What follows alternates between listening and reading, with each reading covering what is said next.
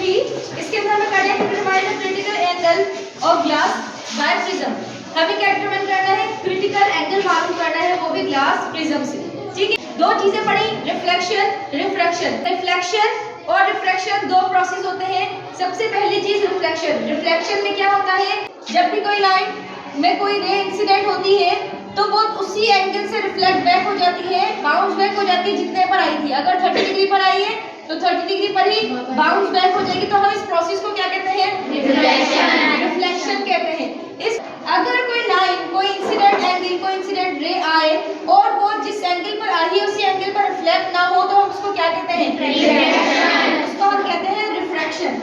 Refraction जिसके अंदर कोई भी इंसिडेंट रे आकर वापस उस एंगल पर नहीं जाती, या कम होगा या ज्यादा होगा पर सेम एंगल नहीं होगा।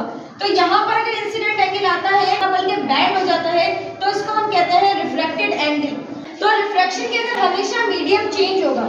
अब जब इंसिडेंट रे आकर किसी सरफेस पे गिर रही है और मीडियम चेंज हो रहा है और अगर वो एंगल 90 डिग्री पर रिफ्रैक्ट कर जाए कहते हैं क्रिटिकल एंगल। और अगर इंसिडेंट रे आई, सरफेस से टकराई, बैंड हुई और 90 डिग्री पर बैंड नहीं हुई, 90 से अबव पर बैंड हुई, तो हम उसको कहते हैं total internal reflection. Total internal reflection का मतलब होता है कि कोई भी इंसिडेंट रे आएगी और वो 90 डिग्री से अबव एंगल बनाएगी, तो ये हमारे पास हुआ total internal reflection. The angle of incidence that cause the refracted ray to the rare medium to bend through 90 degree. सबसे पहले आप लोगों ने क्या करना है कि ड्राइंग शीट को ड्राइंग बोर्ड पे प्लेस कर देना है। ठीक है, इसके बाद आपने प्रिज्म ड्रॉ करना है। यहाँ पर आपको 3 रीडिंग लेनी है क्योंकि आपको मीन वैल्यू मालूम करनी है। तो मीन वैल्यू के लिए आपको 2 या 2 से ज़्यादा रीडिंग चाहिए होती है। तो आपने यहाँ पे 3 अलग अलग ऑब्जर्वेशन और रीडिंग लेनी है। आपने प्रिज्म को यहाँ रखा और प्रिज्म को आपने पहले 3 जगह पर ड्रॉ कर दिया। अब ये जो ट्राइंगल है, आप A, B, C, इसके वर्टिसेस को आप नाम दे देंगे तीनों में। देखेंगे तो ये साइड A भी बन गया है, ये साइड BC और ये साइड AC। यहाँ पर साइड A और B के बिल्कुल एक लाइन पर एक पिन रखेंगे, बिल्कुल स्ट्रेट करके पहले। ठीक है, इसके बाद आपने प्रिज्म को दोबारा प्लेस किया। प्रिज्म को प्लेस करने के बाद आपको वर्टेक्स C के पास आ जाना है। C के पास आने के बाद आपको वर्टेक्स C पे इस पिन की बिल्कुल क्लियर इमेज नज़र आ रही है। अब वर्टेक्स A की तरफ मूव करेंगे, अभी तक के पिन की इमेज क्या आ रही है? क्लियर। लेकिन अब आप देखेंगे कि यहाँ पर जो इमेज है वो ब्लर हो गई है, थोड़ी सी फेड हो गई है, थोड़ी सी ब्लर हो गई है। अगर और मूव करेंगे तो ये गायब हो जाएगी, है ना। तो वो पॉइंट जहाँ पर पिन बिल्कुल हल्की सी फेड होना स्टार्ट हुई, यहाँ पर बिल्कुल इसी के सामने जहाँ पर आपको ये पिन नज़र आ रही है फेड होती हुई, इसी के सामने आप एक दूसरी पिन रखेंगे और उसी के आगे थर्ड पिन।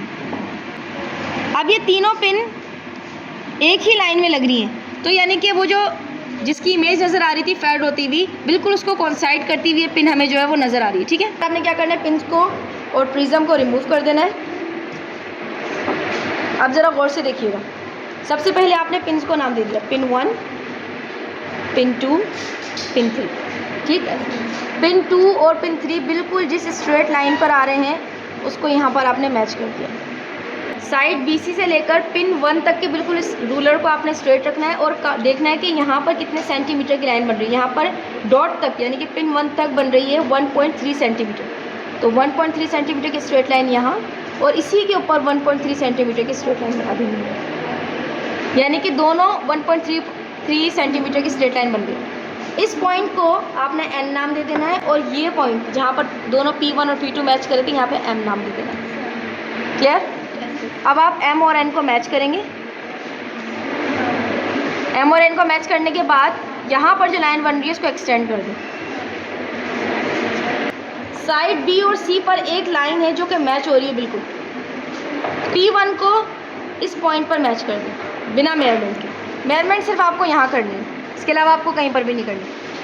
अब यहाँ पर आप इस एंगल को मेजर करेंगे। एंगल चाहिए आपको P1OM, ये है आपका एंगल P1। इस पॉइंट को आपने नाम दे दिया O और इसको नाम दे दिया M। तो P1OM का आपको क्या मालूम करना है? एंगल। इस लाइन पर P1 की लाइन पर आपने प्रोटेक्टर को बिल्कुल स्ट्रेट रखा सेंटर। अब ये एंगल बन रहा है तकरीबन 80-82। 82 डिग्री एंगल बन रहा है। इसके बाद आपने 3 अलग अलग परफॉर्मेंस की, तीनों की रीडिंग ली। यहाँ पर P1OM की जो एंगल आ रहा है वो है 82, यहाँ P1OM का एंगल आ रहा है 89 और यहाँ पर आ रहा है 82। तो अब आप यहाँ पे इसकी कैलकुलेशन ऐसे करेंगे कि पहले आपको P1OM के एंगल्स चाहिए 3, एक है आपके पास 82, एक है 89 और थर्ड वन भी क्या है 82। अब यहाँ पर आप हाफ ऑफ P1OM मालूम करेंगे। यहाँ पे हाफ हो जाएगा 41 डिग्री, यहाँ पे हो जाएगा 44.5 डिग्री और यहाँ पर हो जाएगा 41 डिग्री। अब आपको इसका मीन मालूम करना है। मीन मालूम करना है तो मीन के लिए आप क्या करेंगे कि ये वाले तमाम एंगल्स, इसको आपने C1, C2 और C3 का नाम देना है। तो यहाँ पर आप तीनों को ऐड करेंगे, C1 + C2 + C3 divided by 3। C1 कितना है 41 + 44.5 + 41 डिग्री डिवाइडेड बाय 3। जब आप इसका मीन निकालेंगे तो इसका मीन आएगा अप्रॉक्सीमेटली 42.1 डिग्री और ये बिल्कुल आइडियल क्रिटिकल एंगल है।